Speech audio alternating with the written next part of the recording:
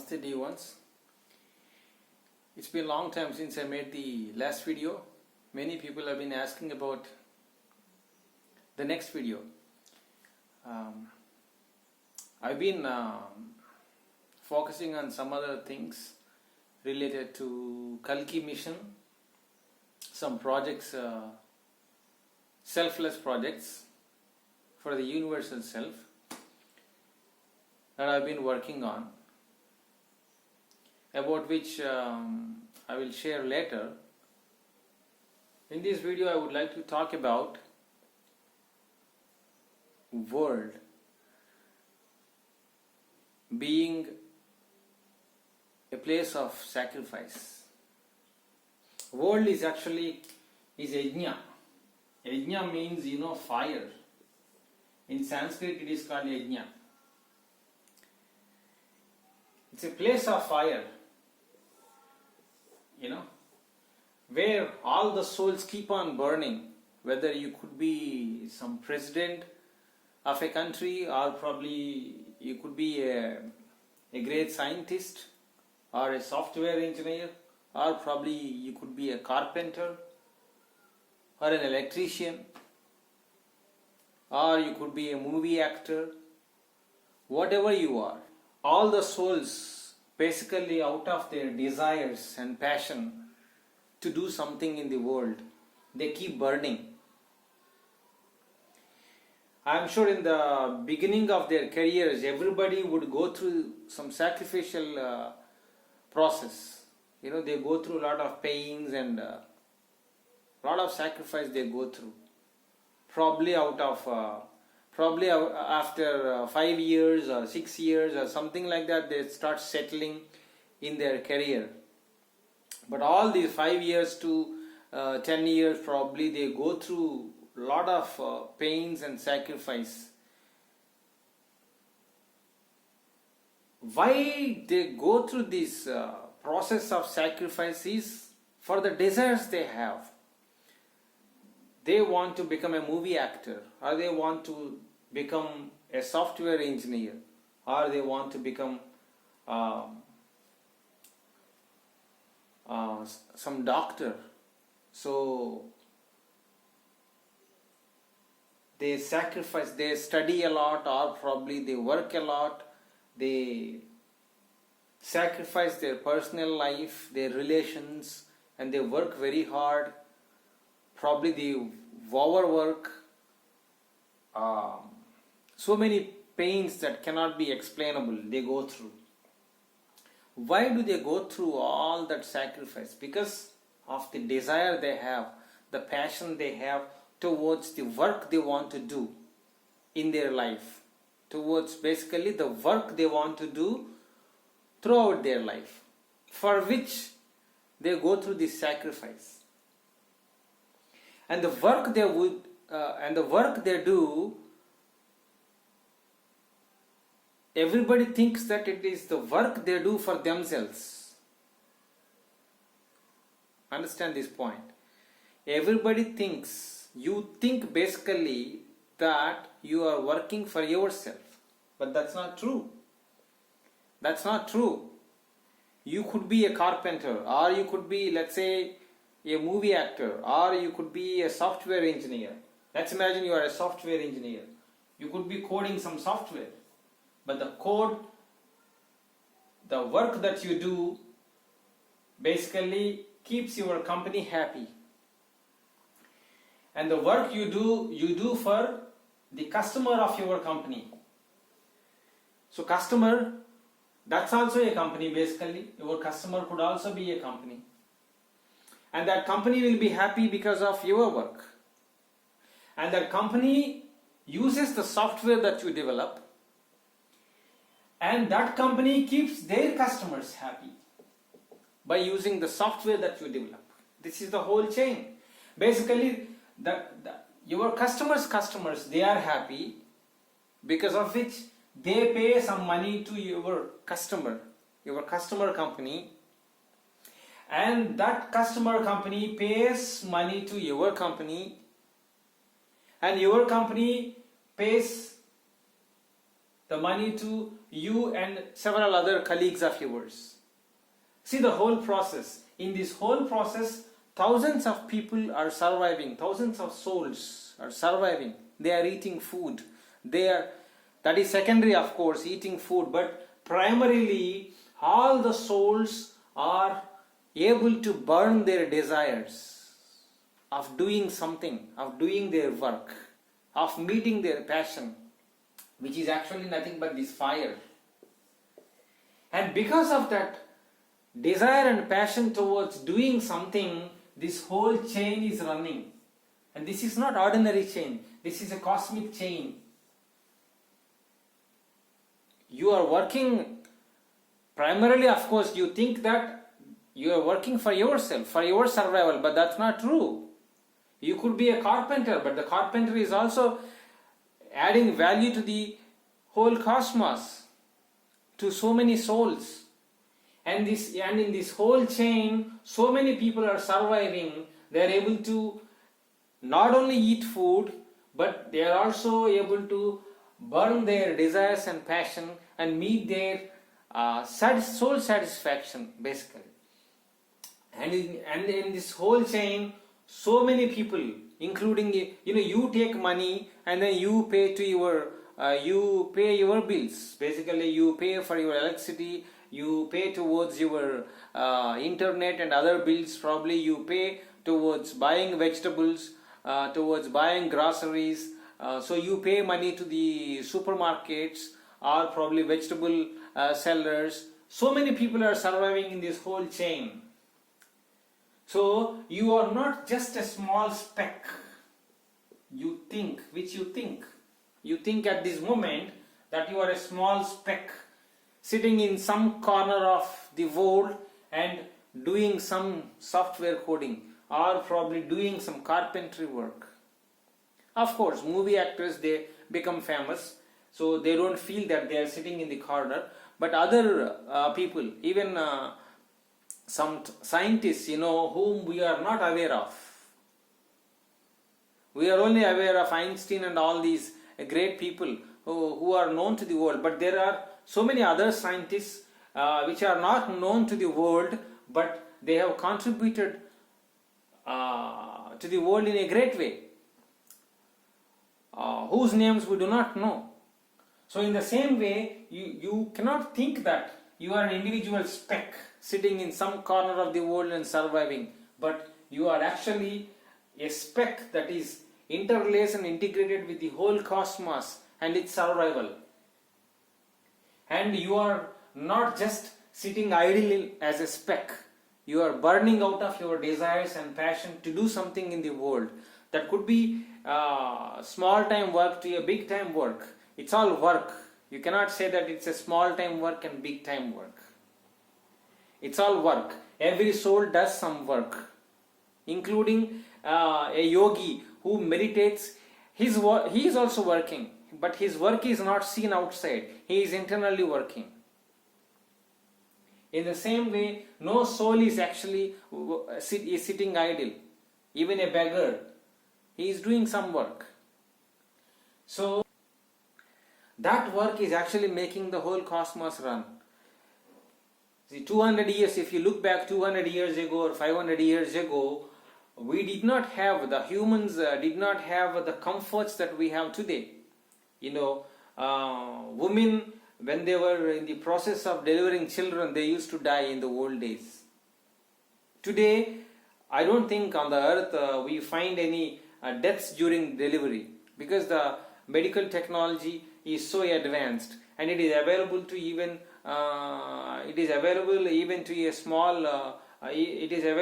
to a poor man today.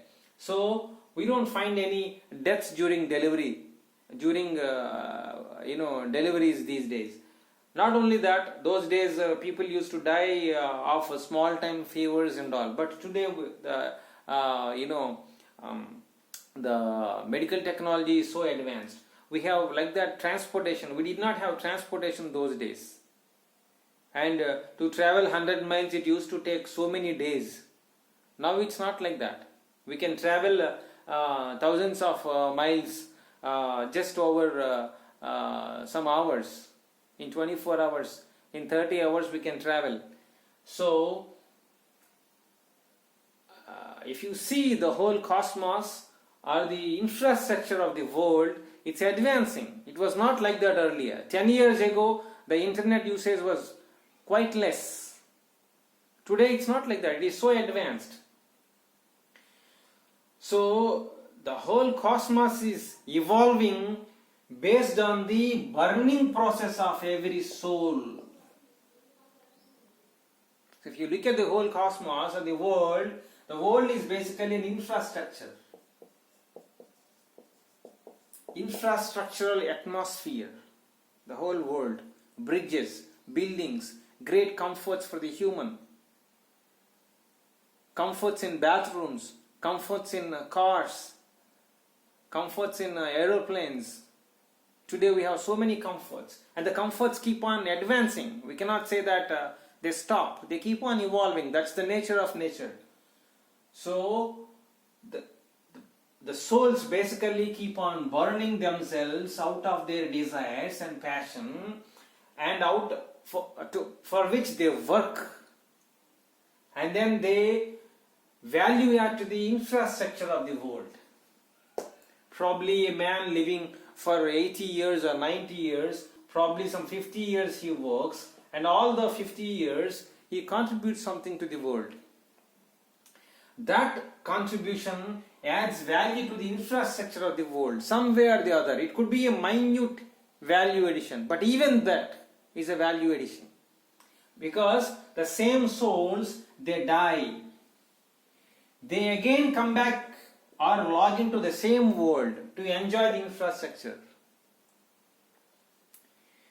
60 years ago or 100, when the soul was born, say for instance 90 years ago, the infrastructure of the world was different, and the soul dies. Basically the body dies, and the soul again within 6 months it again logs back into the same world. It gets reborn. For what? Again to go through the process of these desires. And while he goes through the process of these desires and passion, he enjoys the infrastructure of the world. 90 years ago when he lived, there were no better comforts. But this time in this life, he has better comforts.